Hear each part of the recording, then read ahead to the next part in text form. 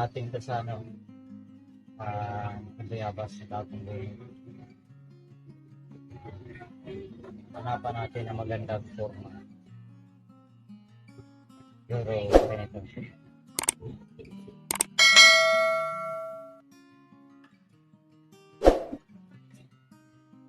Ganyan ang forma niya para maalambihan siya, mabigyan ng wire.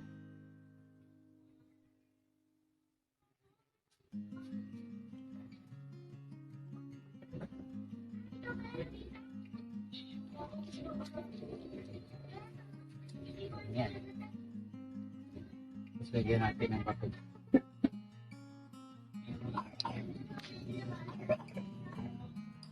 Saka natin alambrihan kung pwede.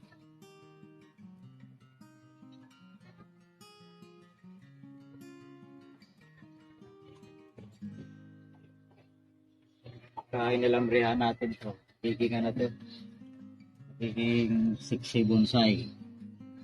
Update ko na lang kayo mamaya kasangkay pag naalambrihan niya. Yan naman kasangkay yung ating bayabas na inuno kanina. Yung ating niripat. Yan yung kinalabasan yung kanyang pagkakaalambre ko. Sayang naman kung pupudpurin ko siya. Yan medyo kahit pa paano may forma siya. Yan yung pagka-wiring ko mga kasangkay. Mahirap kasi kung pupudpurin ko yan. Parang kumbaga